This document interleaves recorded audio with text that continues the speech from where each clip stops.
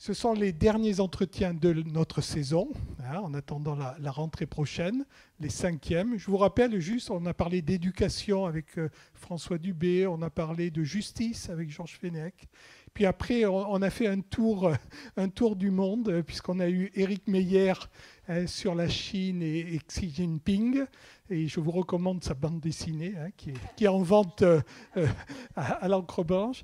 Le dernier entretien, c'était les États-Unis et Trump avec Lionel Larrey, qui est professeur de civilisation américaine à l'Université de Bordeaux. Et on termine avec un sujet ô combien intéressant. Et un grand merci à M. Lamassoure qui nous fait le plaisir de venir à Pessac pour nous parler d'Europe, sa vision en tant qu'expert, en tant qu'ancien ministre des Affaires européennes, en tant qu'ancien député européen, cette Europe qui est bien malmenée aujourd'hui et quel avenir. Et je vous laisse la parole, Jean. Merci, cher Encore un François. grand merci en tout cas, M. Lamassoure.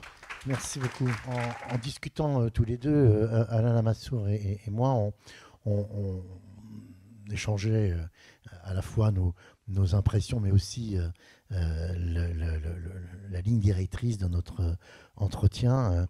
Et ce sont les mots, évidemment, de guerre et de paix qui sont revenus très vite dans la conversation. Alors, notre discussion, elle va s'articuler autour de ces deux termes, et puis bien sûr dans l'horizon européen, même si on devra forcément élargir la focale, parce qu'on le voit bien, on en est dans une société monde, et l'Europe n'est qu'une partie du monde, et c'est un truisme de dire qu'elle est aussi soumise à ces influences extérieures, et elles sont extrêmement nombreuses. Alors, je ne vais pas me présenter Alain Lamassoure parce qu'il est très très connu, à la fois son visage, mais aussi son parcours.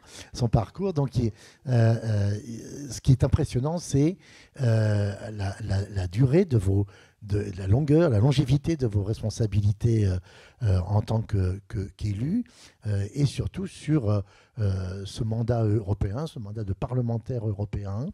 On en parlait tout à l'heure, je crois que vous aviez 25 ans à peu près, alors avec des allers-retours, des moments où vous recentrez pour cause, entre autres, de responsabilités ministérielles sur la France, même si, en tant que ministre, vous avez été 2 fois ministre aux Affaires européennes, d'une part, entre 93 et 95, dans ce qu'on appelle la deuxième cohabitation, avec Édouard Balladur comme Premier ministre, et puis à nouveau ministre du budget de novembre 97 ou septembre 97, après le premier remaniement ministériel dans le gouvernement Juppé. Non, 95, pardon, excusez, septembre 95 ou novembre 95, jusqu'à la fameuse dissolution du printemps 97, qui apparaissait comme un acte d'une maladresse absolue en termes de dissolution. Et on disait tout à l'heure que tout est relatif en politique, parce qu'on a même réussi à avoir encore plus fort comme dissolution. Voilà. Bon. Donc, la première question que j'ai envie de vous poser, cher Alain, c'est autour de cette notion de guerre et de paix. L'Europe a-t-elle complètement perdu le sens de ce que peut être la guerre, elle qui est pourtant née après la guerre? Merci, cher ami. Je voudrais remercier d'abord monsieur le maire de Pessac et son adjoint François, et vous-même, cher ami, pour votre invitation à ces entretiens de Pessac. Je suis heureux de me retrouver parmi vous avec quelques visages bien connus de personnes avec qui nous avons beaucoup agi pour la région. J'ai eu l'honneur de représenter Pessac au conseil régional, à l'époque où la Nouvelle-Aquitaine n'existait pas, c'était l'Aquitaine simple. Pendant la moitié de mes mandats européens, j'ai représenté le Grand Sud-Ouest, donc toute l'Aquitaine, donc aussi Pessac, et je vous remercie d'avoir voté pour moi si vous l'avez fait, de vous en souvenir si vous l'avez fait. et d'être allé voter, même si ce n'était pas pour moi, si vous avez eu un moment d'égarement. Longévité, vous disiez, cher ami, longévité, c'est quelque chose qui, en général, a quand même une fin. Mais effectivement, ce que j'ai de plus remarquable ce soir sur le thème Europe, la guerre, la paix, c'est d'appartenir, c'est mon état civil, c'est d'appartenir à la première génération qui, je vais avoir des grands mots, dans l'histoire de l'humanité, a passé toute sa vie, 80 ans, sans connaître la guerre sur le sol de son pays.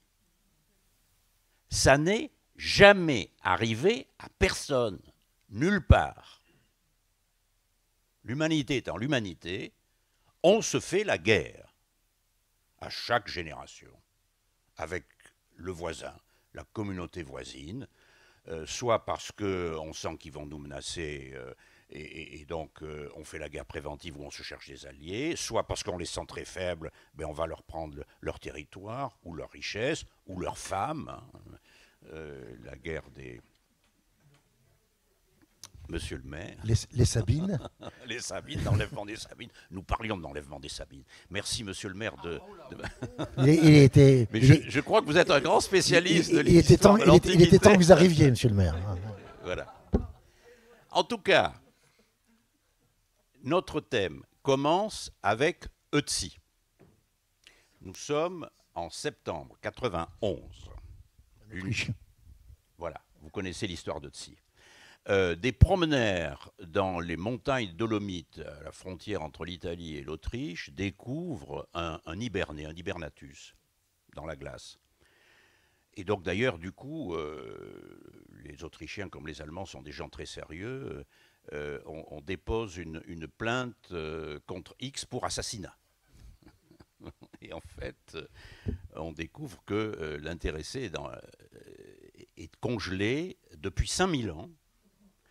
Et que la fonte d'un glacier l'a petit à petit libéré du reste du glacier, et donc les scientifiques ont pu analyser l'état de l'intéressé et faire une autopsie 5000 ans après, et avec le carbone 14 et tous les éléments scientifiques qu'on dispose aujourd'hui, on sait comment il vivait, de quoi il se nourrissait, de quoi il était malade, les blessures, et c'est là que je veux en venir, qu'il avait reçues, la flèche dans le dos qu'il avait tué, et le fait qu'il avait été en contact avec 4 autres personnes dont des taches de sang ont été retrouvées, congelées dans la glace. Donc il y a 5000 ans, on se battait déjà entre les Autrichiens, enfin ceux qui sont aujourd'hui les Autrichiens et les Italiens. D'ailleurs, les deux pays se sont disputés la dépouille, qui est finalement maintenant au musée italien de Bolzano. La guerre est aussi ancienne que l'humanité. Et donc l'histoire de l'Europe, du continent européen, depuis 2000 ans, c'est une suite de guerres. Donc les historiens du siècle prochain expliqueront que ça a été une suite de guerres civiles entre des Européens. Sauf que, depuis 1945, nous n'avons plus connu la guerre sur notre sol. Et nous n'avons pas réalisé qu'en fait, nous avons bénéficié de 2 couches de paix, si je puis dire. Une première couche mondiale. Après les 2 guerres mondiales du XXe siècle, nous avons connu une longue paix mondiale depuis 1945. Longue paix mondiale, ça veut dire il y a eu quand même, hélas, des guerres. Il y en a une en ce moment sur le continent européen et une nouvelle, ça c'est périodique, pas très loin au Moyen-Orient. Et il y en a d'autres en Afrique, bon, ou en Asie. Mais en gros, les grandes puissances, après 1945, ont choisi de ne pas faire la guerre. Et donc, il n'y a pas eu de guerre mondiale, et nous n'avons pas été pris par une guerre mondiale depuis 1945. Première couche. Deuxième couche, la paix européenne. À l'intérieur de cette période de guerre mondiale, l'Europe au sens politique, les pays qui se sont engagés dans la construction européenne, au fur et à mesure qu'ils ont développé, étendu, approfondi la construction européenne. Les 6 pays fondateurs devenus petit à petit 9, puis 10, puis 12, et puis 28, puis 27, en approfondissant, en développant leur coopération et les sujets qu'ils traitent ensemble, ces pays sont parvenus à la vraie paix, la paix des cœurs et des esprits, hearts and minds, comme disent les Américains. Et d'ailleurs, dans le remarquable magazine anglais The Economist, qui est sans doute la publication la plus intelligente sur les grands problèmes politiques, diplomatiques et économiques mondiaux, cette semaine, il y a un éditorial sur les relations entre les États-Unis et l'Europe et sur la manière dont Trump essaie, parfois avec succès, d'encourager les nationalistes à prendre le pouvoir en Europe contre les vrais démocrates. Donc il n'y est pas parvenu en Roumanie, il y est parvenu, hélas, en Pologne. Et oui, c'est pas tout à fait vrai, mais bon. Pardon. Enfin, non, parce que la situation n'est pas... Le nationaliste oui, a gagné. Voilà, mais il est président. C'est pas grâce à Trump. Il est président, il n'est pas Premier ministre. Oui. Non, je sais bien. Je sais bien. Non, mais c'était juste pour préciser, pardon. Nuancer, pardon.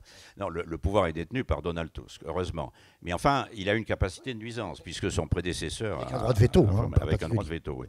Et en tout cas, le commentaire britannique, c'est ce nationaliste élu, il peut se permettre toutes les fantaisies et dire tout le mal qu'il pense de tous les Européens. Il sait que ça n'a aucune importance, parce que de toute façon, désormais, le risque de guerre entre pays membres de l'Union européenne équivaut exactement à 0. Bon. Nous n'en parlions même plus dans nos discours de politique européenne, quand nous faisions des discours avec Alain Juppé à Bordeaux ou à Pessac, parce que dès qu'on disait l'Europe c'est la paix, tout le monde bâillait d'ennui. Sauf que, alors ce qui est inouï aussi, c'est que, on pourrait dire oui, mais il y a une relation franco-allemande très particulière. Il y a eu le général de Gaulle et Adenauer, il y a eu Mitterrand et Kohl. Chirac, Schröder. Oui, Chirac-Schröder, il y a eu des hauts et des bas. Enfin, il y a eu des bas et des hauts. Bon. Mais Sarkozy, Merkel, alors ça a été un couple extraordinaire. C'est moi qui ai eu l'occasion de les présenter l'un à l'autre. Et je me suis retrouvé même dans une situation extraordinairement pittoresque où, peu après l'élection de Sarkozy, Sarkozy me convoque et me dit « Alain, je ne comprends rien à Angela Merkel. Dis-moi comment elle fonctionne. » Et 15 jours après, Angela Merkel m'appelle et me dit « Alain, je ne comprends rien à Nicolas. Dites-moi comment il faut le prendre. » Bon. Mais enfin bon, non. Le Danemark est entré dans l'Union européenne en 1973. Ils ont demandé une clause explicite en vertu de laquelle des étrangers, même européens, membres de ce qui est à l'époque la communauté européenne, ne pourraient pas acheter des terres au Danemark sans autorisation du Danemark. Parce que les Danois craignaient que les Allemands plus riches achètent tout le Danemark, comme Trump voudrait acheter le Groenland. Voilà. Et donc les relations étaient assez tendues. Avec la Pologne, les relations ont été extrêmement tendues, et même avec un pays comme la Tchécoslovaquie, devenue République tchèque, lorsque la Tchécoslovaquie est devenue démocratique, et la République tchèque est devenue démocratique, il y a eu de très fortes pressions en Allemagne de la part des Bavarois pour l'abolition de ce qu'on avait appelé les décrets Beneš, c'est-à-dire les décrets qui avaient spolié les Allemands des Sudètes. Vous savez, cette catégorie de Tchèques d'origine allemande pour laquelle Hitler avait voulu faire la guerre et qui a donné lieu aux accords de Munich, etc., etc. Donc, les Allemands, aujourd'hui, sont totalement réconciliés avec les pays voisins. Et si on va plus à l'est, même dans les pays d'Europe centrale et orientale, où les haines sont restées immenses et plus longues, ils se sont haïs 40 ans de plus que nous pendant la période dans laquelle ils étaient sous le communisme. Nous avons commencé à nous réconcilier en bâtissant l'Europe et en consolidant chacun chez nous, chacun chez soi, nos démocraties.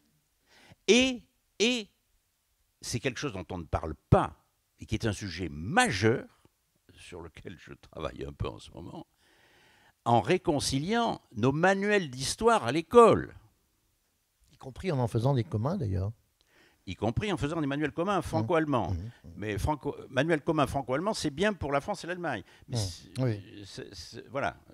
Mais les Anglais l'ont mal pris, parce qu'ils disent, dans votre manuel, vous parlez de l'Allemagne et pas de nous, alors que l'Angleterre a quand même été une puissance mondiale que l'Allemagne n'a jamais été. Enfin, bon. Donc, nous avons fait tout ça, et on a 40 ans d'avance sur eux.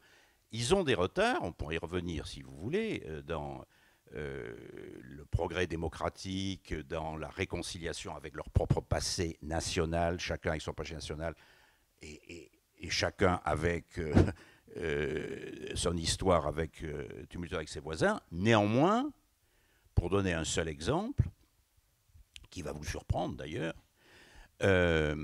lorsque, en 1989-1991, le communisme s'effondre, rideau de fer disparaît, les systèmes communistes sont balayés, des démocraties se mettent en place.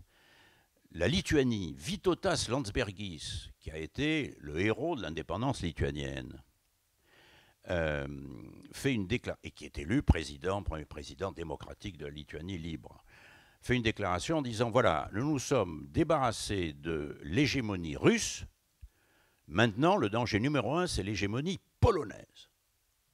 Les boules, c'était la Pologne de l'ex-Valenza. Et donc on s'est dit, voilà, on est mal embarqué. Alors cela étant, il y a eu des dirigeants intelligents en Lituanie et en Pologne, y compris d'ailleurs d'anciens communistes, dans ce cas-là. Et puis l'influence de l'Union européenne, les conseils de l'Union européenne, la perspective d'entrer dans l'Union européenne. Et il y a 3 ou 4 ans, enfin récemment, le successeur de Landsbergis a rencontré son homologue polonais de l'époque et ils se sont réjouis de la réconciliation de leur pays en disant nous faisons revivre la tradition lituano-polonaise. Il y avait eu le Grand-Duché de Lituanie, voilà, et la République des deux nations, et nous donnons cet exemple au monde entier. Donc ça, c'est fantastique. Alors ça, c'est le bon côté. Il serait intéressant d'ailleurs d'analyser pourquoi à ce moment-là seulement de l'histoire, alors que des tentatives d'instaurer la paix, d'empêcher la guerre, d'organiser le continent européen de façon à essayer d'avoir des relations moins conflictuelles, n'ont pas manqué à travers les siècles. Pourquoi on a pu y arriver qu'à ce moment-là, après 1945, dans cette partie de l'Europe, et c'est d'autant plus intéressant à essayer faire cette analyse que rien n'est éternel sous le soleil, et si nous voulons que cette réconciliation et cette vraie paix européenne dure de génération en génération, et si nous voulons l'étendre, la diffuser au-delà de l'Union européenne, il faut en comprendre les causes. Mais la contrepartie, et là je vais achever ce premier propos, c'est que nous sommes tellement guéris de la haine de la nation voisine et de la haine de la guerre que nous avons perdu la notion de ce qu'est la guerre. Et d'ailleurs, nous en faisions la remarque tout à l'heure, en aparté, nous employons le mot guerre à tort et à travers. Guerre aux punaises de lit, guerre au réchauffement climatique, guerre aux prédateurs, par contre, quand les Israéliens et les Iraniens s'échangent des milliers de missiles, on s'interroge en disant mais c'est embêtant leur affaire, ça va peut-être déboucher sur une guerre. On ne sait plus. Et alors, ce qui est terrifiant, c'est que, notamment avec le 24 février 2022, tout d'un coup, les chars russes rentrent en Ukraine. Nous découvrons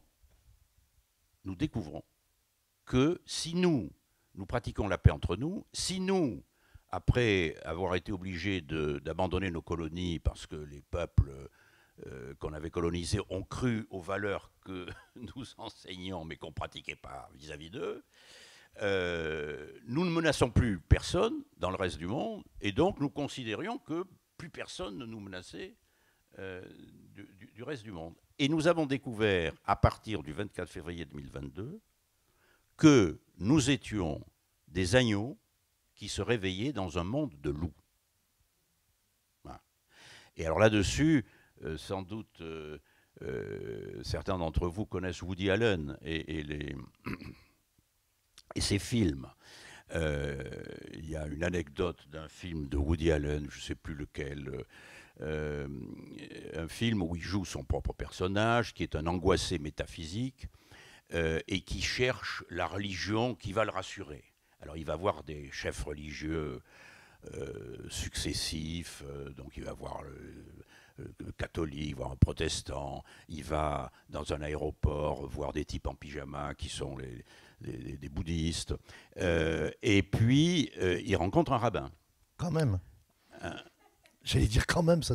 Oui, quand même. Mais il ne commence pas par le rabbin. Non, il ne commence pas par le rabbin parce que, naturellement, il est d'une famille juive, mais voilà, il est en ça. bagarre avec sa famille, sûr, donc il va voir le rabbin uniquement en dernier. Alors le rabbin lui dit, mais rassure-toi, il faut lire le second Isaïe, à la fin des temps, les épées se transforment en faucilles et le loup dormira avec l'agneau. Et ce à quoi Woody répond oui, mais l'agneau va passer une mauvaise nuit. Voilà. Et c'est ce qu'on a découvert en février 2022. C'est-à-dire qu'on dort à côté des loups. Voilà. Et jusque-là, on pensait que c'était des loups, mais qui étaient devenus gentils comme des agneaux, qui n'avaient plus de dents, qui n'avaient plus de griffes. Ben non, c'est des loups. Nous sommes vaccinés contre la guerre. Nous sommes les seuls vaccinés contre la guerre. Pour combien de temps? C'est ça qui est absolument redoutable. Alors, du coup, ben, notre réaction face à cette découverte est lente et pour l'instant très mesurée. Et donc, il y a un immense point d'interrogation. Est-ce que nous allons être capables de faire face à ce monde de loups? Alors, merci de ces propos qui ont le mérite, évidemment, de tracer... oui, de dresser le tableau de la situation. Alors, je rebondis sur, évidemment, votre dernière réflexion, Alain Lamassoure. Nous changeons, nous évoluons, mais très lentement. Donc, c'est en particulier ce fameux passage à ce qu'on appelle... encore une fois, l'économie de guerre, donc, dont on voit bien que c'est tout sauf une économie de guerre, parce que si c'était une économie de guerre, il y aurait une mobilisation générale de tout l'appareil industriel et même, j'allais dire, social, quoi, hein, autour de cette question. Ce n'est pas le cas. On voit aussi que dans l'Europe actuelle, les 27, il y a quand même des perceptions et des conceptions qui sont assez différentes. C'est vrai que les Allemands ont employé cette expression, et ça ne date pas de l'actuel chancelier, c'était son prédécesseur, de nouveau temps, de changement, de renversement du temps. Hein. Voilà, merci pour cette référence directe dans le texte. Et donc ça, c'est quelque chose de quand même tout à fait étonnant, parce que parmi tous ceux qui étaient vaccinés, on a quand même le sentiment que les plus pacifistes, c'était les Allemands. On se souvient quand même de la fameuse crise des euromissiles. Vous étiez déjà, vous, dans les sphères européennes. Et la fameuse phrase de François Mitterrand, les SS-20 sont à l'Est, les pacifistes à l'Ouest. Et c'est le moment où, en 83-84, la France et François Mitterrand appuient l'installation des Pershing sur le théâtre européen. Bon.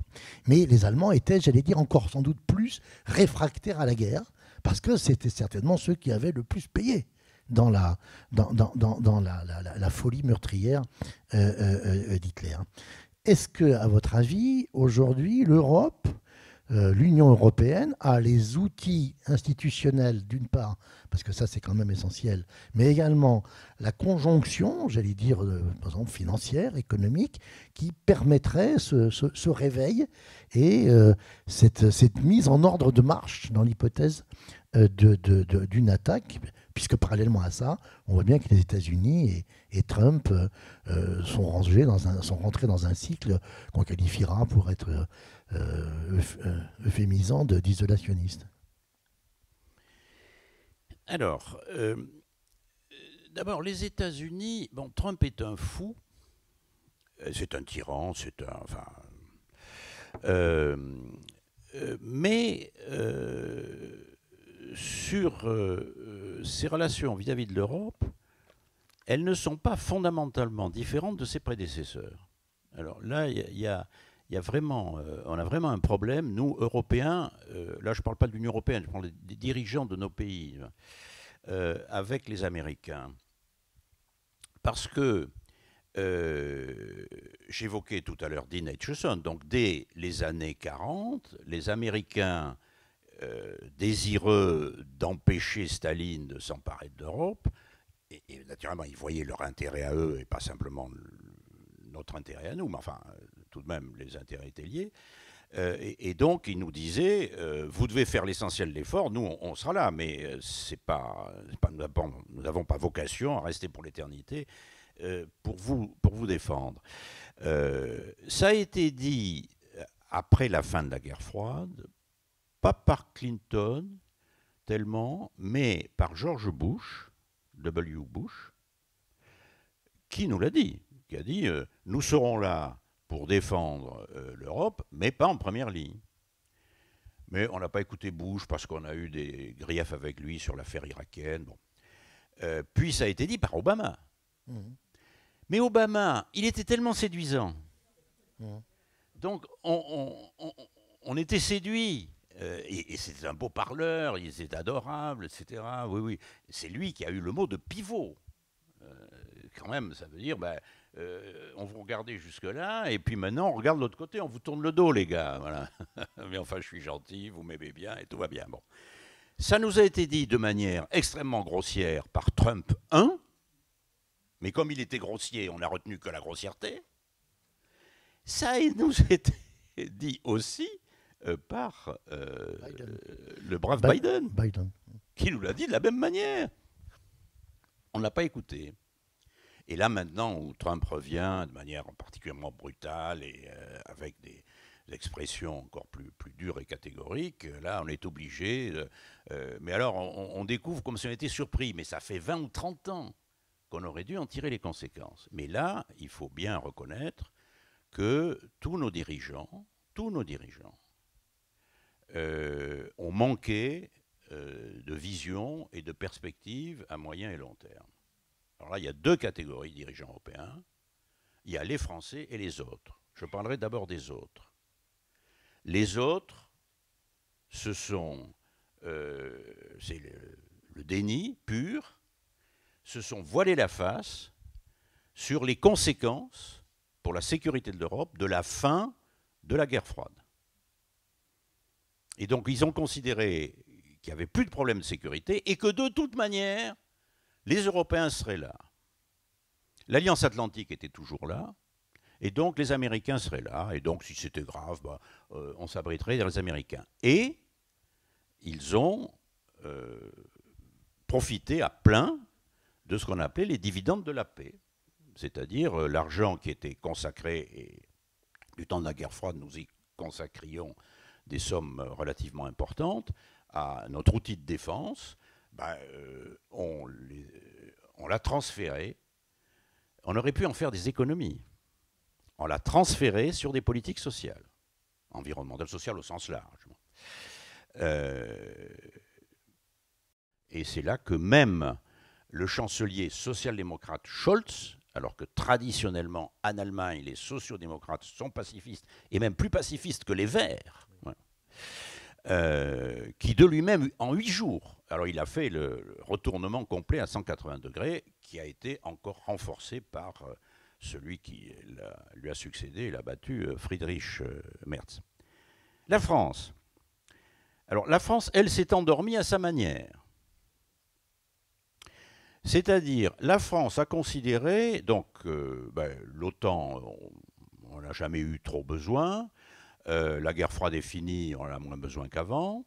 Par contre, on était fiers d'avoir à la fois une dissuasion nucléaire, une force nucléaire de dissuasion, et une armée dite conventionnelle, capable d'intervenir en Afrique.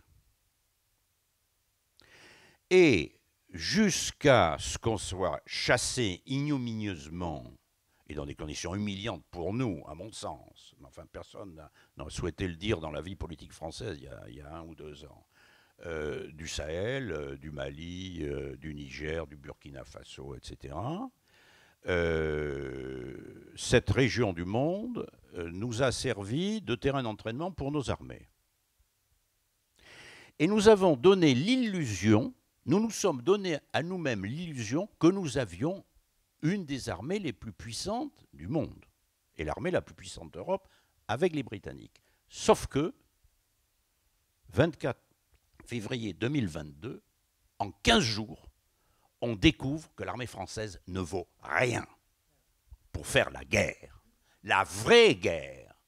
Pas pour chasser des Redzous dans le Sahel, sous les dunes du Sahara, des types qui se déplacent avec des pick-up et des mitrailleuses et qu'on bombarde avec des rafales, ou même parfois qu'on va combattre au sol, valeureusement de la part de nos soldats. Nos soldats sont bons, mais ils sont des armes et des moyens qui permettent effectivement de lutter contre quelques tribus mal armées dans le Sahara, mais pour mener une vraie guerre, impossible.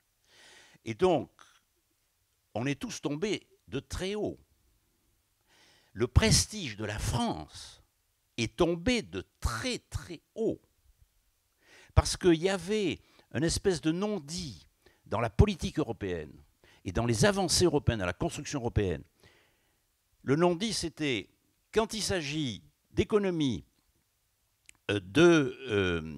d'industrie, de technologie, de politique de finances publiques, bon, c'est l'Allemagne qui donne le là, puisque c'est quand même le pays le mieux géré, le plus compétitif. Quand il s'agit de politique étrangère, diplomatie, défense, c'est évidemment la France. Parce que la France est écoutée dans le monde, parce que la France au Conseil de sécurité est membre permanent, parce qu'elle a l'arme nucléaire. Bon, ça ne sert plus à rien, mais enfin, c'est quand même impressionnant. Nous, on ne l'a pas, les Français l'ont. Et puis, ils ont une armée quand même. Les types, ils se battent en permanence. Les Américains admirent ceux qui sont capables de faire sur le terrain. Donc, voilà. Et puis, on découvre que non, la France... c'est une armée, comme disaient les historiens, Potiemkin, quoi. C'est une armée de bonsaï. On dit bonsaï. C'est un bonsaï. Okay. C'est une armée. Alors, là-dessus, donc, on continue de se payer de mots. Et donc, le président de la République, qui avait compris ça avant, mais qui n'en a pas tiré les enseignements avant la guerre, et qui a du mal à les tirer depuis la guerre, il dit il faut se mettre en économie de guerre. Économie de guerre. Le salon du Bourget s'est ouvert hier. Hier matin, oui. Hier matin. Et donc, je lisais bien, et je vois que le représentant de Dassault annonce qu'il va augmenter la production de 4 rafales par mois. Enfin, arriver à 4. Hein. C'est arrivé à 4, c'est pas... Oui, Oui, c'est ça. il va arriver à 4. Oui, c'est ça. Oui, Oui, c'est oui, pas oui. augmenter. Oui, pardon. Oui, Non, non, mais je précise qui parce va que- arriver, qui va augmenter la production qu'on était- pour arriver à un rythme de 4 par mois. On était à 1,5 avant février 22. Voilà.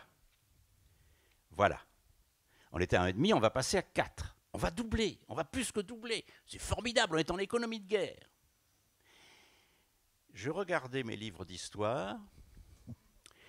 En 1943, les Américains produisaient, mettaient à flot un navire de guerre par jour et un avion de guerre toutes les 5 minutes. Très juste. Alors, les avions étaient moins sophistiqués qu'aujourd'hui, mais enfin quand même, le bombardier B-17, qui a été construit, le principal bombardier de la Deuxième Guerre mondiale sur tous les fronts, Atlantique comme Pacifique, ils en ont construit 4000, et c'était un engin qui avait 6 Tourelles de mitrailleuses. paires ça de mitrailleuses, oui, Enfin, des petites cockpits. Oui, oui, c'est ça. Enfin, des tourelles de mitrailleuses. C'est la forteresse volante. Exactement. Voilà, exactement. C'était en fait l'artillerie volante. Bon. Donc c'était cher. Ben, ils en faisaient toutes les 5 minutes. Ça, c'est une économie de guerre. Et nous ne savons pas, nous ne serions pas capables de multiplier par 10. Voilà. Donc nous en sommes encore très loin. Le problème, là, pour revenir à votre question, est-ce que nous avons la capacité de faire face à ce monde de loups? Le problème, à l'heure où nous parlons, il n'est pas au niveau de l'Union européenne. La bonne nouvelle de tout ça, vous disiez tout à l'heure, ou je ne sais pas si c'était vous, François, je crois que c'est François, notre pauvre Europe qui est en mauvais état. Pas du tout. L'Europe, Union européenne, va très bien. C'est nos pays qui sont en mauvais état. C'est la France qui est dans un état catastrophique.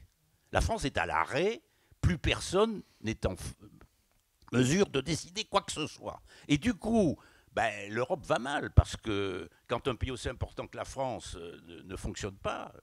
Non, ce qui est rassurant, il y a 2 choses qui sont rassurantes pour le fonctionnement de l'Union européenne. D'une part, face aux très grandes crises, c'est-à-dire, et puis alors les crises complètement imprévisibles, inimaginables, le Covid, le retour de la peste, qui emporte des millions de personnes au niveau mondial, la réaction au niveau de l'Union européenne a été extraordinaire. À la fois pour... Alors, bien entendu, comme toujours, on est 27. Au départ, on a des avis différents, on a des informations différentes. Bon, il y a quelques semaines pendant lesquelles c'est la pagaille noire. Et l'opinion retient plutôt l'image de pagaille. Mais au total, on a réussi à se mettre d'accord pour mettre en commun les commandes de matériel, l'argent pour les recherches sur les vaccins, puis commander les vaccins une fois qu'ils sont fabriqués, les répartir, etc. Formidable réaction au niveau de santé, alors qu'il n'y avait aucune compétence en matière de santé pour l'Union européenne.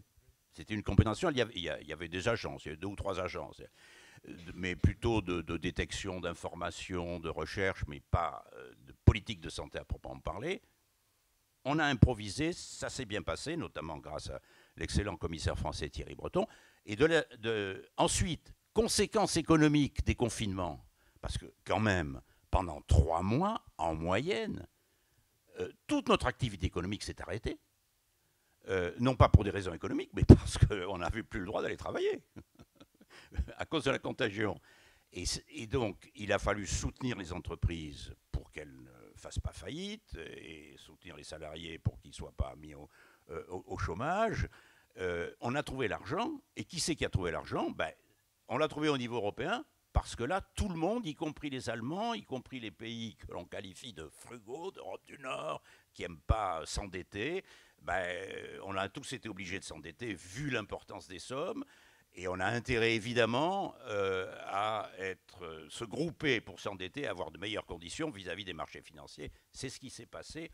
Et donc, au niveau européen, on a multiplié par 5 le budget de l'Union européenne.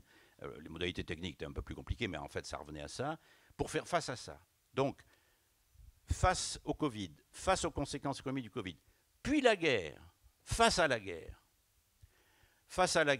d'Ukraine, unité pour frapper la Russie de sanctions, unité aussi pour se sevrer du pétrole et du gaz russe. On n'est pas complètement sevré, mais enfin, l'Allemagne s'est sevrée à 80% en un an. Personne ne le prévoyait, personne ne pensait que c'était possible. Et aujourd'hui, maintenant que Trump a de facto suspendu l'aide à l'Ukraine, je voyais des chiffres qui ont été publiés ce matin même par l'Institut économique allemand de Kiel, montrant que depuis le début de l'année, l'aide européenne a pris le relais à un niveau supérieur de l'aide américaine qui diminue. Donc, au niveau européen, c'est fantastique. Et ce qui me rend optimiste, c'est que, alors, bon, il y a le bon côté, il y a le mauvais côté, mais le bon côté, c'est que nos dirigeants nationaux, qui sont paralysés, incompétents ou nuls, et surtout peureux au niveau national, lorsqu'ils se retrouvent à Bruxelles, ils sont courageux. Et sur des grands sujets sur lesquels nous n'arrivons pas à trouver de solutions nationales. Ben, une fois qu'on se retrouve à Bruxelles, on trouve des solutions communes. Et ça, c'est assez rassurant. Alors, évidemment, c'est le bon côté de la pièce. Le mauvais côté, c'est qu'on n'est plus capable de s'entendre au niveau national. Et quand ils reviennent de Bruxelles en France, oui, ils disent non, ça c'est pas nous, c'est l'Europe. L'Europe sert de bouc émissaire, bien entendu. Donc on se met d'accord. Enfin, il y a quand même eu une journée extraordinaire, j'ai oublié la date exacte, c'était en avril 2024, où le même jour, il y a eu à Paris, à l'Assemblée nationale, un débat et un vote honteux sur la Xème loi française sur l'immigration. Honteux parce que la majorité qui a voté la loi, c'était avant la dissolution, mais il n'y avait pas encore de majorité de gouvernement au sein de l'Assemblée. La majorité qui a voté la loi, ce jour-là, savait que la plus grande partie de la loi serait annulée par le Conseil constitutionnel. Ce qui d'ailleurs s'est produit. Le même jour, au même moment, à Bruxelles, le Conseil européen, donc le sommet européen, les chefs d'État et de gouvernement, à l'unanimité, adopté le pacte européen d'asile et d'immigration, dans lequel chacun des pays va maintenant inscrire sa politique nationale. Et ça a été voté à la fois par la gauche, les socialistes, donc l'allemand Scholz à l'époque, Madame Frederiksen au Danemark, par exemple, ou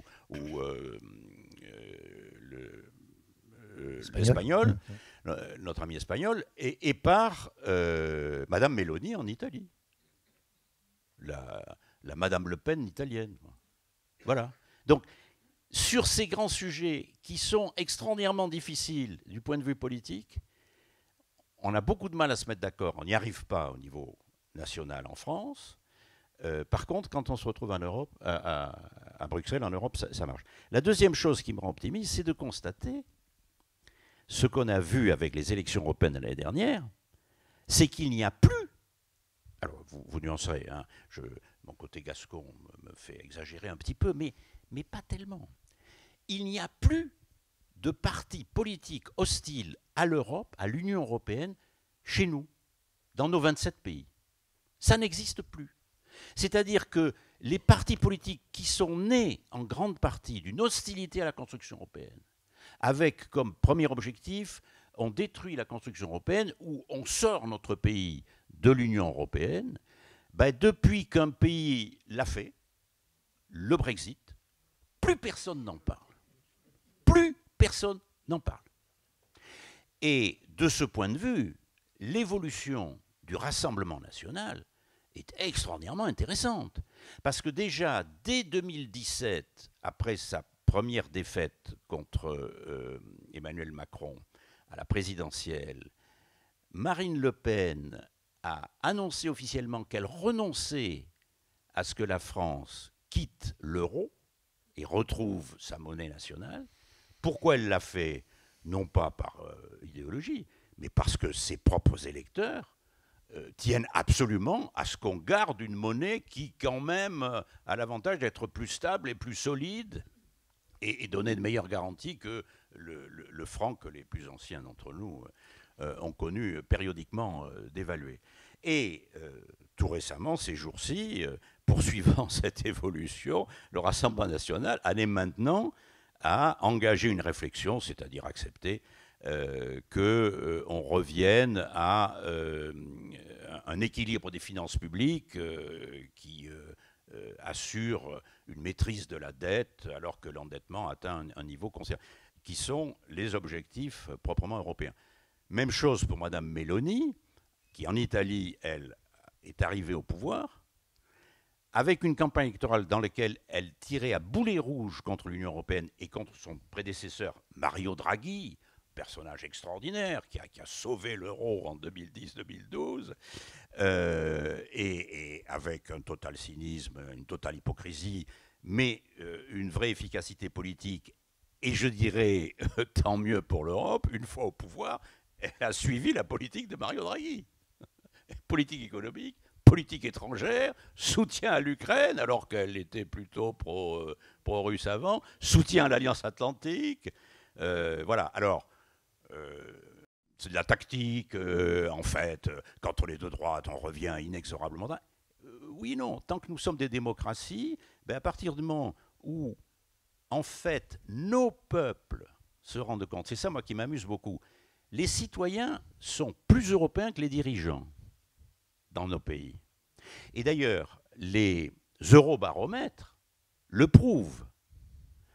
Mais les eurobaromètres, vous savez, ce sont ces sondages que la Commission européenne fait tous les 6 mois depuis 1994, je crois. Enfin, et donc pose des questions dans tous les pays européens, dans des conditions qui sont scientifiquement valables. Et dans les questions qu'on pose régulièrement, c'est, à votre avis, quels sont les sujets que l'Europe devrait traiter? Et ça fait maintenant 20 ans, que 70 à 80% des Européens, dans tous les pays, situent la politique étrangère et la défense comme des sujets à traiter maintenant au niveau européen. C'est évident. C'est évident pour tout le monde. Mais pas pour nos dirigeants, pas pour le président français, pas pour le Quai d'Orsay, le ministère des Affaires étrangères, pas pour le ministère de la Défense. Même chose en Allemagne, même chose en Italie. En fait, au XXIe siècle, ces grands sujets, si on ne les traite pas ensemble, on est impuissant. C'est la même chose sur le réchauffement climatique, la lutte contre le changement climatique. S'il n'y a pas une politique européenne, ça ne sert à rien. Sur l'immigration, s'il n'y a pas une politique européenne, quand je pense que chaque ministre de l'Intérieur français se fait gloire, l'actuel comme ses prédécesseurs, d'aller négocier avec le Soudan ou avec le Mali ou avec le Maroc un accord sur la maîtrise des flux migratoires, sur la réadmission, etc.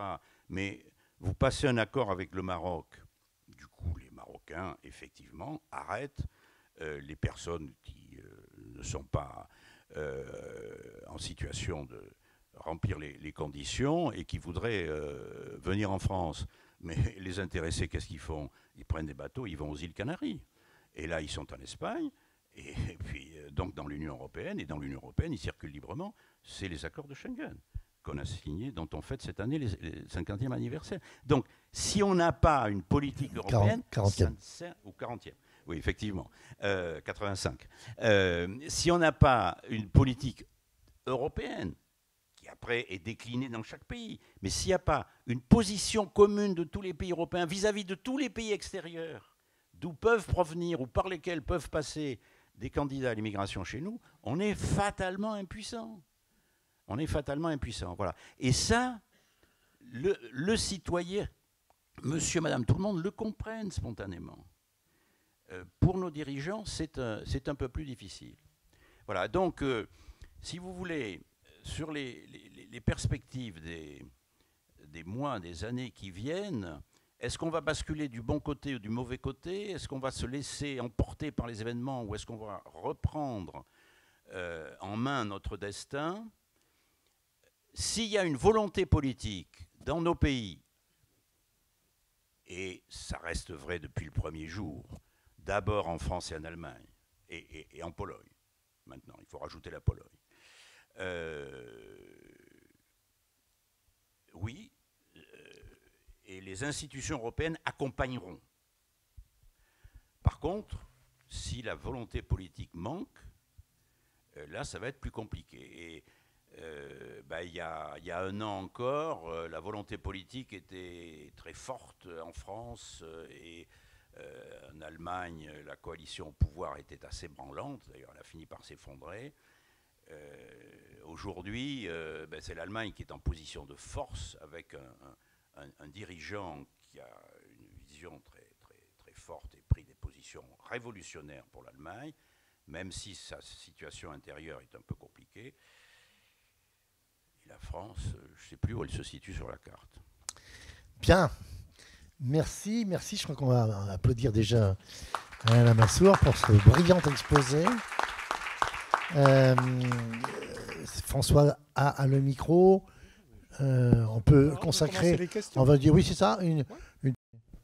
Merci. Vas-y.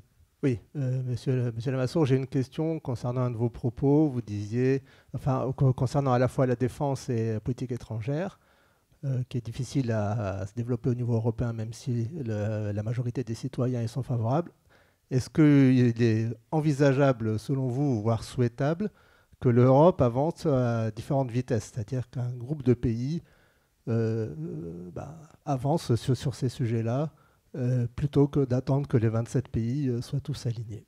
Les fameuses coopérations renforcées, dont Jacques Delors avait parlé d'ailleurs. Oui, Jacques Delors en a parlé et nous l'avons fait. C'est-à-dire qu'on a introduit dans les traités, c'est une très bonne question, monsieur, la possibilité, dans des domaines de compétences partagées entre l'Union européenne et les États membres, pour des pays qui veulent aller plus vite, plus loin, de commencer à le faire sans attendre les autres, mais dans le cadre de l'Union européenne, c'est-à-dire en utilisant la Commission européenne, le Parlement européen, la Cour de justice, ce qui permet de travailler dans un esprit européen et garantit qu'au bout d'un moment, les autres rejoindront. C'est ce qui se passe année après année pour l'euro. Nous allons enregistrer l'année prochaine l'entrée de la Bulgarie dans l'euro. Donc on va être 21 pays maintenant. C'est ce qui s'est passé pour Schengen, puisque là on a même dépassé l'Union européenne. Et qui peut se passer pour dans d'autres domaines. Le problème sur la politique étrangère et la défense, c'est pas que certains pays n'en voudraient pas, c'est que la France n'en veut pas. Contrairement à ce qu'ont dit tous les présidents de la République française depuis le général de Gaulle jusqu'à l'actuel président. Tous l'ont dit. Il faut évidemment une politique étrangère et de sécurité commune. Sauf que, pour un cerveau français, génétiquement français, ADN français, en particulier un cerveau élyséen, ou un cerveau du Quai d'Orsay, et pour un cerveau de député français, quel que soit le parti, une politique étrangère et de sécurité, de défense commune européenne, ça ne peut être que la politique française soutenue par nos partenaires éblouis. Et bizarrement, personne à Paris ne s'est jamais demandé pourquoi, en dehors de l'Hexagone, ça n'intéresse personne. Et là, je n'exagère pas. C'est ça. Il suffit, je prétends, qu'il suffirait que le président français, l'actuel ou son successeur, déclare dans le monde d'aujourd'hui les menaces, la guerre, nous avons absolument besoin d'une politique étrangère et de sécurité commune. Il se trouve que la France a hérité de l'histoire une capacité que n'ont pas les autres, c'est un siège et un droit de vote avec droit de veto au Conseil de sécurité de l'ONU. À partir de maintenant, la France met à la disposition de l'Union européenne son vote au Conseil de sécurité de l'ONU. Car ce qu'on ne sait pas, c'est qu'avant tout vote à l'ONU, que ce soit au Conseil de sécurité, à l'Assemblée générale ou dans les commissions de droits de l'homme ou d'autres de l'ONU, ou commissions de désarmement, les 27 se réunissent, échangent entre eux. Ils ne votent pas proprement parler, mais ils échangent entre eux. En général, ils essaient de voter tous de la même manière. À l'Assemblée générale, les 27 pays sont représentés, ils essaient de voter tous de la même manière. Il y a des sujets pour lesquels c'est difficile, notamment tout ce qui est Moyen-Orient, c'est plus compliqué. Bon. Mais enfin, si le président de la République française dit ça, évidemment, tous nos partenaires seront ravis. Et comme au Conseil de sécurité de l'ONU se traitent les sujets les plus difficiles, ça veut dire que sur les problèmes les plus difficiles, les Européens arrivent à défendre une position commune et à prendre une position commune. Et donc, sur les sujets moins importants qu'on traite à Bruxelles ou dans d'autres enceintes internationales, ça sera plus facile si ce qui est plus difficile est déjà décidé de cette manière-là. Voilà. Et quand je lance cette idée, à Paris, tout le monde me tombe dessus en disant « Mais tu n'y penses pas, la France éternelle ». Mais à quoi sert le vote français à l'ONU? La dernière fois que la France a utilisé son droit de veto, ça remonte à 1976. Elle a menacé de le faire en mars 2003. Et si elle avait remis son droit de veto à l'ensemble des 27, on aurait peut-être été embarqué dans l'opération en Irak. Non, on n'aurait pas été embarqué. D'abord, on aurait été privé de ce magnifique discours de Dominique de Villepin. Exactement. Ça aurait changé quoi à la guerre d'Irak? Rien. Sauf que l'Europe n'y est pas allée groupée. Elle n'y est pas allée ensemble. Et ça a changé quoi? Malgré Manuel Barroso qui était dans la main de Bush. Mais c'était un droit de vote, non pas pour décider qui allait en Irak, mais pour autoriser les Américains à aller en Irak au nom de la communauté internationale. J'ajoute, j'ai fait moi-même l'exercice. À l'époque, les pays d'Europe centrale et orientale n'étaient pas encore dans l'Union européenne. Et c'était eux qui avaient exprimé le soutien. Ils sont entrés le 1er mai 2004. Exactement. Mais la Pologne y est allée toute seule de son côté avec les Américains. Oui, mais ça a changé quoi? Sinon, notre amour-propre. De toute façon, indépendamment du veto, il n'y avait pas besoin de veto. Villepin avait bien travaillé avec les Africains, et donc au Conseil de sécurité, il n'y avait pas de majorité en faveur. Il n'y avait pas de majorité en faveur. Donc sur même là-dessus, sur les 15. Et quand bien même, la France serait désavouée par ses partenaires. Mais si nous ne supportons pas l'idée qu'à un moment, la diplomatie française soit à la traîne de ses partenaires, ça veut dire que nous sommes contre une politique étrangère commune. Non, mais c'est clair.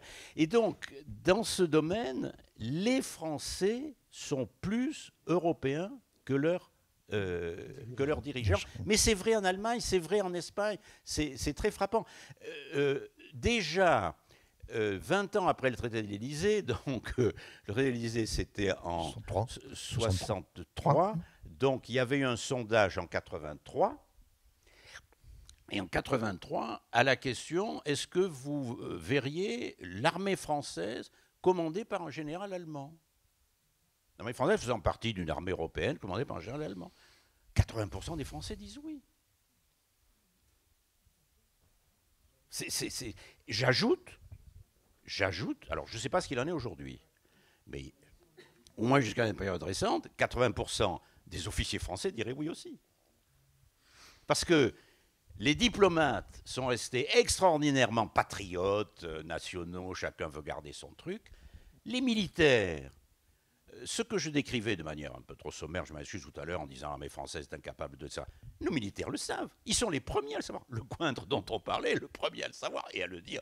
Pas l'écrire comme ça dans son bouquin, mais à le dire. Et donc, les militaires savent parfaitement que le jour où il y a une vraie guerre, où on est tous ensemble, alors cadre de l'OTAN ou cadre pilier européen de l'OTAN ou nouvelle communauté européenne de défense, peu importe, et à ce moment-là, on peut peut-être tenir le choc, mais si on est pris séparément, on sera battu. Autre question, monsieur.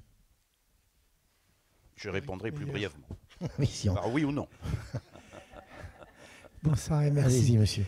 La question de fond est de savoir pourquoi les peuples européens en entier sont demandeurs de davantage de politique, tandis que leurs gouvernements sont tous contre. Et la réponse est que ces gouvernements et des partis qui sont derrière jouissent d'un certain pouvoir dans l'exercice du pouvoir. Et que si l'on transfère ce pouvoir à Bruxelles, ils ne l'auront plus. Ce ne seront plus les mêmes leaders. Donc ma question est, comment est-ce que vous voyez les premiers pas d'une force européenne de défense, notamment depuis la France et l'Allemagne? Concrètement, comment est-ce qu'on peut réaliser ça, que nos gouvernements soient amenés à céder une partie de ce pouvoir qu'on transfère à Bruxelles? Oui, alors, il y a... votre analyse est très très juste, psychologique et très juste. Personne ne veut perdre son pouvoir. Je ne me suis pas intéressé qu'à l'Europe et à la région Aquitaine, j'ai exercé aussi des responsabilités locales. Et j'avais créé une communauté d'agglomération au Pays Basque, communauté Bayonne-Anglet de Biarritz. Et j'ai eu à me battre contre le maire de Bayonne, le maire d'Anglet, le maire de Biarritz, qui évidemment voulaient garder leur pouvoir et ne voulaient pas transférer à la communauté d'agglo. Il y a eu le même problème ici entre, je ne sais pas la ville de Pessac, mais certaines ville de l'agglomération bordelaise et le problème de la Cube à l'époque. Bon. Forcément, chacun veut garder, et s'il n'a pas la compétence, il recrute des collaborateurs de manière à pouvoir parler d'égal à égal avec le... Bon, ça c'est clair. Alors, cela étant, la mise en place d'une politique étrangère et de défense va exiger des méthodes et des systèmes de décision qu'il faut créer, qui n'existent pas aujourd'hui. Parce que, alors, certains disent, mais la politique étrangère, on va la décider par un vote. Moi-même, j'évoquais tout à l'heure la possibilité d'un vote à l'ONU. Mais non. Décision de politique étrangère, ça ne se prend pas par un vote. Non. Ça ne se prend pas au Parlement. C'est le pouvoir exécutif. Alors bien sûr, le Parlement a un rôle à jouer, le Parlement organise des débats, le Parlement fait des enquêtes, le Parlement vote les crédits, ce qui est évidemment essentiel, mais la politique étrangère, c'est une affaire de... Il faut réagir dans l'heure. Donc il faut concevoir quelque chose. Il y a un modèle qui me paraît intéressant, qui est le système de gouvernance de la Banque centrale européenne, qui est très très astucieux, qui fait participer tous les gouverneurs des 27 banques centrales nationales qu'on n'a pas supprimées, qui sont les correspondants et les bras séculiers dans chaque pays de la Banque centrale européenne, qui assure le contact avec le monde bancaire et financier. Et donc on assure la participation de tous les pays, mais avec un système de représentation qui ressemble un peu au Conseil de sécurité de l'ONU, dans lequel il y a des pays qui sont de facto, on ne l'a pas écrit dans les statuts, mais qui sont des membres permanents, donc il y a toujours un Français, il y a toujours un Allemand, il y a toujours un Italien, Et puis, les autres par rotation. Et ça a marché formidablement bien. Et il va falloir concevoir quelque chose de genre sur les grands choix de politique étrangère. Il est évident qu'il faudra qu'il y ait un consensus entre la France, l'Allemagne, et je pense un pays comme la Pologne, surtout sur tout ce qui est relation avec la Russie. Par contre, s'il s'agit de discuter avec le Maroc ou l'Algérie, il faut aussi l'accord des Italiens et des Espagnols. Et pour l'accord avec le Mercosur, il faut évidemment aussi l'accord de nos amis. De nos amis ibériques et pour les futurs accords avec les Britanniques, il faudra évidemment l'accord des Irlandais. Enfin, c'est des choses ça qu'on sait assez bien faire de façon pragmatique au sein de l'Union européenne. Maintenant, on se connaît suffisamment bien, on se fait suffisamment confiance, mais il faudra quand même le formaliser pour des décisions, lorsqu'il s'agit de prendre des décisions aussi importantes que celle-là. Alors, pour ce qui est de la défense, l'armée européenne, ce n'est pas pour demain. Parce qu'une armée européenne, ça voudrait dire que c'est le Parlement européen qui décide l'envoi de la force. J'ai beau être très européen et avoir passé l'essentiel de ma carrière au Parlement européen, je ne vois pas le Parlement européen voter l'envoi de soldats français en Ukraine. C'est l'Assemblée nationale. Et donc au début, mais ça ne pose pas de problème, c'est-à-dire que c'est déjà le cas dans le cadre de l'OTAN. Hein. Au début, il faudra une alliance permanente de temps de paix. Donc, le mieux serait de faire ça à l'intérieur de l'OTAN, mais avoir une identité européenne au sein de l'OTAN et un pilier européen qui puisse, le cas échéant, si les Américains ne veulent pas en faire partie, prendre des initiatives de lui-même. Mais ça sera dans un cadre national. Ça restera un petit peu compliqué pendant 20 ans, 30 ans, 40 ans, puis après on verra. Sauf si Poutine nous attaque. Mais le malheureux a tellement de mal à digérer l'Ukraine que je pense que ça va le vacciner, lui et ses successeurs, assez durablement pour se lancer dans d'autres aventures de ce genre. On parle beaucoup d'Europe, mais comment se comporterait l'Angleterre, le Royaume-Uni, si on veut faire une armée européenne? Elle fait un peu ce qu'elle veut. Vous voyez, par exemple, en 1948, aux Jeux Olympiques, elle n'a pas invité l'Allemagne. Vous voyez, comme vous disiez tout à l'heure dans votre préambule. Est-ce que c'est fonction du gouvernement qui aura en Angleterre, entre travaillistes ou les autres, mais est-ce que s'il y a une armée européenne, il faut compter sur l'Angleterre, sur ses navires, sur ses soldats? Alors, non, ce que je disais, c'est que on ne va pas bâtir une armée européenne. On a besoin d'une alliance. Et dans cette alliance, de se partager, d'abord de définir quels sont les ennemis, quels sont les dangers, quels sont les moyens dont on a besoin pour faire face à ces dangers, comment on se les procure. Alors là, nous sommes obsédés en France à l'idée de vendre des Rafales, et on considère que si on n'est pas équipé de Rafales, et si le reste de l'Europe est équipé de F-35 américains, l'Europe n'est pas souveraine. Mais l'origine des armements, on s'en fiche totalement. Totalement. Ce qui est important, c'est qu'on en dispose. Alors, si évidemment le type à qui on les achète ne veut pas nous les donner, c'est embêtant. Mais du moment qu'on en dispose et qu'on peut les utiliser comme on veut, il faut prendre ce qu'il y a de mieux en magasin. Donc c'est ça, se coordonner et s'organiser. C'est comme ça qu'on a inventé l'OTAN, c'est comme ça qu'on a conçu l'OTAN, qui a remarquablement marché, sans livrer de guerre à proprement parler. Donc c'est ça qu'il faut faire. Alors les Anglais, j'ai mis beaucoup de temps à comprendre la philosophie anglaise vis-à-vis de l'Union européenne. Et le jour où je l'ai comprise, j'ai arrêté d'avoir des débats à la télévision ou à la radio avec l'ambassadeur britannique ou avec des collègues britanniques, parce que quand on parle d'Europe, les Anglais et nous ne parlons pas du tout de la même chose. J'ai mis du temps à comprendre ça. C'est Barnier qui vous l'a expliqué aussi, ça? Non, j'ai pas eu l'occasion d'en parler avec Barnier depuis qu'il a négocié le Brexit. Mais je pense que son expérience doit être la même que la mienne. L'origine de ça, c'est tout simplement la guerre. L'Europe a été, la construction européenne a été lancée par les pays du continent. Des pays qui ont tous commis et subi les horreurs de la Deuxième Guerre mondiale. Et qui sont coupables des horreurs de la Deuxième Guerre mondiale. Soit pour être les principaux responsables, les Allemands, soit pour avoir été les complices, Valdiv, etc., etc., etc. Bon.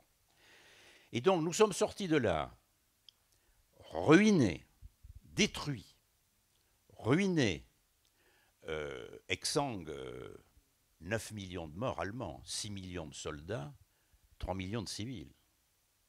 Nous n'avons eu que 600 000, si je puis dire. Bon.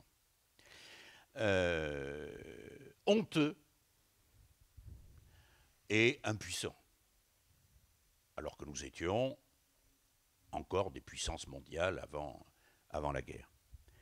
Donc, on avait le besoin de se reconstruire et de retrouver un certain honneur. Et nous savions, puisque l'arme atomique avait été inventée, donc pratiquée en 1945 par les Américains, premier essai, je crois que c'était en 1949, des Soviétiques, donc nous savions que une nouvelle guerre mondiale aurait l'Europe comme champ de bataille. Et donc on serait totalement anéanti. C'était la perspective. Et c'est en fonction de cette perspective que, grâce à l'inventivité de Jean Monnet, Robert Schuman, Konrad Adenauer, l'Italien de Gasperi, bâtissent, puis après le Belge Paul Spaak, etc., bâtissent petit à petit la communauté européenne. Mais les Anglais, eux, ils ont gagné la guerre. Nous, la dernière fois qu'on a gagné la guerre, ça remonte à maintenant combien? Plus de 100 ans. 107 ans, oui. C'était en 1918. Voilà. On a tout perdu depuis. Les Anglais, ils ont tout gagné, y compris la guerre des Malouines. Et les Anglais, ils ont subi des bombardements de Londres, Coventry, etc. Mais ils n'ont pas été envahis. Ils ont participé quand même. Alors, ils n'ont pas participé à la Shoah. Ils ont même bombardé les villes allemandes. Mais ça faisait partie des mœurs de l'époque, si je puis dire.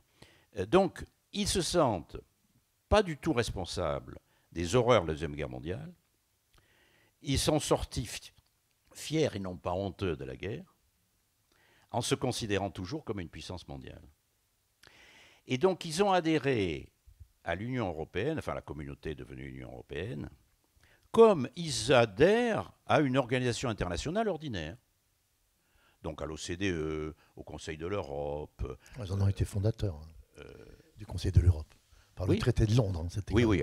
Alors effectivement, c'est le traité de Londres, après la conférence de La Haye, présidée par Churchill. Vous avez raison. En France, on a tendance un peu à passer ça. Vous avez tout à fait raison. Vous avez tout à fait raison. Je vous remercie de le rappeler.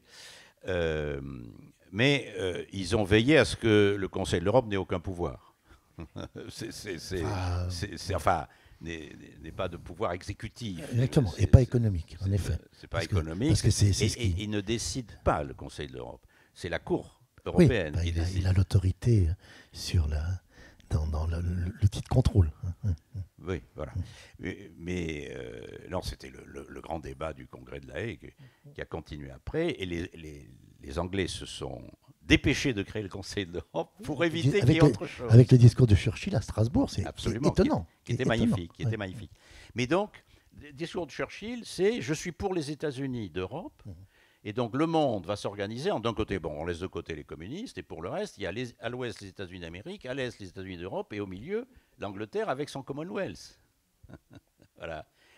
Et ce qui est d'ailleurs pathétique, c'est que quand ils ont fait le Brexit, Madame Theresa May avait tenu un discours extraordinaire sur le thème Global Britain, c'est-à-dire la Grande-Bretagne mondiale, en considérant que l'Inde et le Pakistan faisaient encore partie du Commonwealth et donc de l'influence britannique. Mais donc les Britanniques, pour nous, c'était une question de vie ou de mort, la construction européenne. Pour eux, c'était une organisation internationale comme le FMI. Bon, il faut y être. Il y a des avantages qui sont supérieurs aux inconvénients, mais si un jour les inconvénients l'emportent sur les avantages, sauf qu'il peut, on s'en va. Et ce qu'ils ont fait, et depuis, c'est dramatique. Ils sont dans une situation absolument dramatique. D'ailleurs, ils ont connu 7 ans, un septennat de calamité. Ils ont mis au pouvoir un fou. Alors, ce qui est rassurant, c'est qu'il a fini par perdre le pouvoir, Johnson. Et là, juste, si j'ai encore 2 minutes, avant d'aller boire un peu de vin de Bordeaux, et notamment de Pessac-Léognan,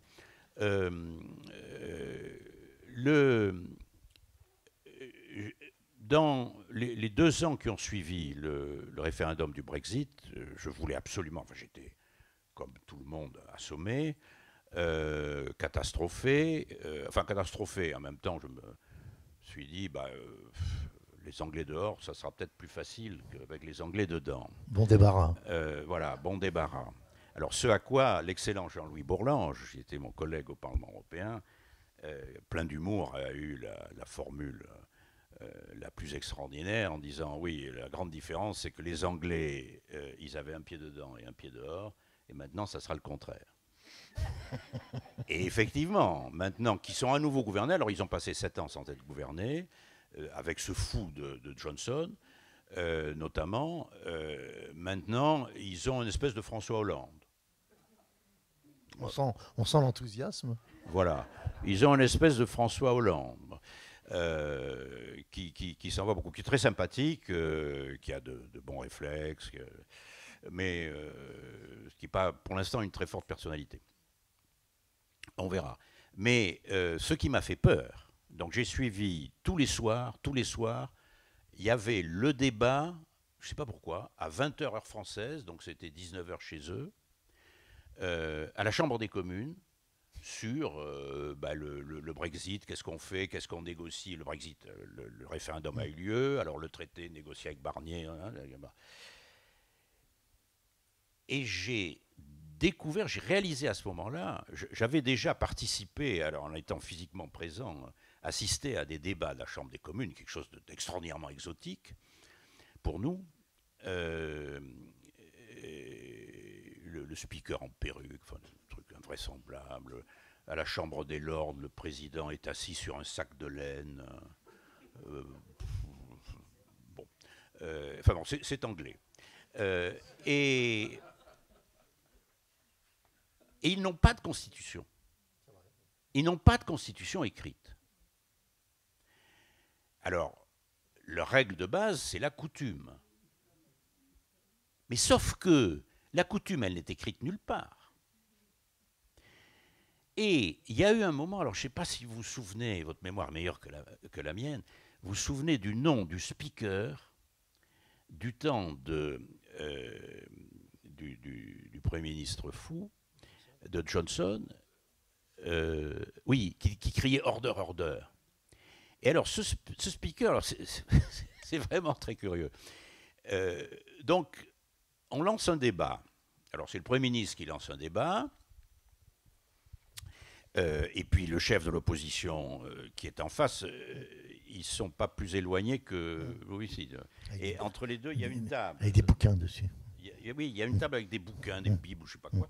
Et donc le Premier ministre lit quelque chose, se lève, se rassied, et puis le chef de l'opposition se lève, lit un tombereau d'injures à l'égard du Premier ministre. Et puis à ce moment-là, ceux qui veulent demander la parole, ils ne lèvent pas la main, ils se lèvent. Et alors il y a 3 bons hommes qui se lèvent à droite, il y en a 2 qui se lèvent à gauche, et le speaker, le président, en perruque, aboie le nom de celui à qui il donne la parole. Et alors, à ce moment-là, il y avait un gars vraiment pittoresque, qui avait beaucoup d'autorité, qui était assez respecté, et qui osait ne pas donner la parole à un ministre ou à un membre de l'opposition influent, Et il faisait ça assez intelligemment quand même pour faire avancer le débat. Mais, à un moment, s'est posé la question de savoir si la première version du projet de traité de divorce avec l'Union européenne, le traité Barnier en quelque sorte, la première version du traité Barnier, qui avait été rejeté par une majorité à l'Assemblée, à la Chambre des communes, si on pouvait la soumettre 8 jours après à un second vote. Et il a trouvé un précédent autorisant un second vote. Theresa May était persuadée qu'elle arriverait à convaincre. Bon, la malheureuse n'avait pas un talent fou. Et donc le second vote, elle le perd aussi. Qu'à cela ne tienne, elle est obstinée et elle demande un troisième vote. Et là, le speaker dit, juridiquement, ça n'est pas possible, parce qu'en 1634, alors là, je ne me souviens plus qui était le roi, la Chambre des communes a refusé au roi un troisième vote, et donc dans ces conditions, ça vaut précédent, ce n'est pas possible. Et donc là, j'ai réalisé que, imaginez Trump avec un système comme ça. Et je vous donne un autre exemple. Tony Blair, qui lui était un grand Premier ministre, en 1998, a fait voter une réforme très importante de l'organisation territoriale du Royaume-Uni. La dévolution. La dévolution. Devolution. La dévolution. Alors avec une méthode, là aussi, enfin c'est britannique, c'est inouï. Ils ont des côtés bizarres, ils ont des côtés aussi assez géniaux. Il a écrit à toutes les collectivités locales en disant, voilà, je veux faire une décentralisation, de quel pouvoir voulez-vous? Si on avait fait ça en France, tout le monde, le maire de Pessac aurait été en première ligne pour dire tout pour moi. Bon, non, en Angleterre, alors, les maires, surtout pas de pouvoir, on ne veut pas d'emmerde. Être maire en Grande-Bretagne, c'est vraiment spécial. Alors, sauf les très grandes villes, Londres, Birmingham, mais sinon. Les Écossais, ils rêvent d'indépendance, et donc ils ont obtenu un parlement, et donc dans le système britannique, un parlement, ça veut dire une partie de la souveraineté. Et donc à Édimbourg, ils ont un parlement. Très beau d'ailleurs. Ils ont très beau. Hollywood, oui, qui est très très beau, et qui a pleine compétence sur des sujets aussi importants que l'éducation et la santé, et quelques autres. Les Gallois, à l'époque, ils n'ont pas demandé de pouvoir, mais ils ont demandé le droit d'avoir une assemblée dans laquelle ils parleraient en gallois. Et donc, on lui a dit, très bonne idée, ok, donc ils ont une assemblée, depuis ils ont pris le nom de parlement aussi, mais enfin, bon, ils ont une assemblée et ils parlent gallois. Alors que les Écossais ne tiennent pas du tout à parler l'écossais, ils ne parlent plus. Et puis alors, bon, l'Irlande du Nord a eu un statut un peu particulier. Et cette dévolution, donc cette réforme fondamentale, proprement constitutionnelle, a été adoptée à une majorité des 2/3. Mais, d'après la théorie constitutionnelle britannique, la souveraineté britannique réside dans le roi, en son Parlement. Et le Royaume-Uni étant une démocratie, le Parlement est élu par le peuple. Donc en réalité, la souveraineté est détenue par le Parlement. Mais le Parlement, il est souverain. Donc s'il décide qu'une loi qui a été adoptée par référendum ou qui a été adoptée par majorité qualifiée, il veut la modifier, il lui suffit de la majorité simple. Et là-dessus, comme il n'y a pas de constitution, il n'y a pas de vraie cour constitutionnelle. Il n'y a pas de juge qui peut arbitrer ça. Et donc voilà. Donc tout ceci pour dire, pour l'instant, le Royaume-Uni, démocratie très bien, qui fonctionne assez bien puisqu'elle a pu finalement se débarrasser de Johnson.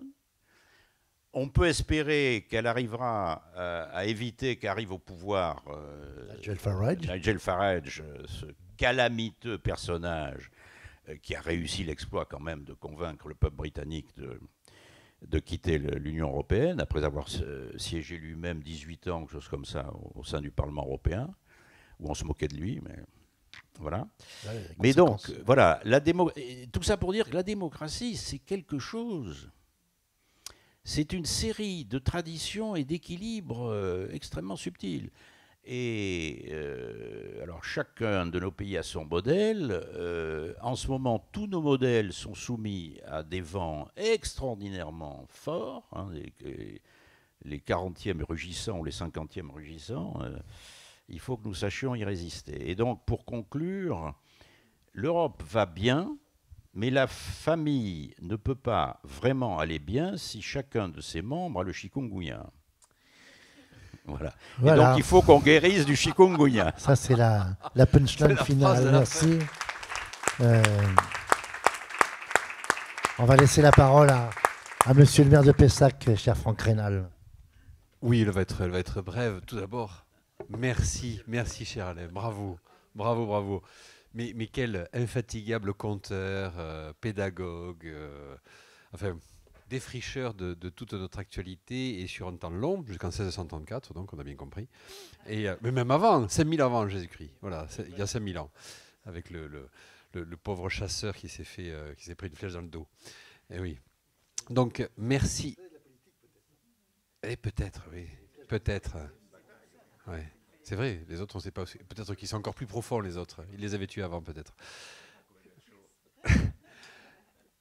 Merci Alain. Merci à vous d'être venu pour écouter et participer à cette rencontre. On connaît bien à Pessac Alain Lamassoure. Il nous a fait l'amitié de venir de manière très régulière et c'est toujours un immense plaisir. Bon, je me souviens de moments extraordinaires d'art oratoire, de capacité de conviction. Alors, ce n'était pas l'objet de la réunion de ce soir, mais des réunions, alors là, pour le coup, plus politiques, forcément. Mais je me souviens d'une réunion pour la campagne électorale présidentielle 2007 pour Nicolas Sarkozy. Et je me souviens, c'était à Belgrave, salle Belgrave. Et à ce moment-là, tu nous avais expliqué qu'il y avait des astronomes. Je me souviens de ça, des astronomes qui avaient découvert un nouvel astre avec quelque chose d'absolument extraordinaire et fulgurant, une nouvelle comète qui s'appelait NS 2007. Nicolas Sarkozy 2007, c'est comme ça que tu nous avais déployé. Alors à l'époque, il y avait une sarcomania, donc ça marchait très bien. Aujourd'hui, un peu moins. Mais à l'époque, ça avait très bien marché. Et je me souviens de ça et puis de bien d'autres discours que tu avais pu tenir et qui étaient toujours marqués par à la fois beaucoup de justesse et de pédagogie et en même temps un infini humour. Et tout cela, je vois que tu es infatigable et qu'aujourd'hui, tu continues de nous régaler lorsque nous venons t'écouter. Donc merci infiniment de nous avoir donné cette heure et demie de ta présence et de tes explications. Merci beaucoup.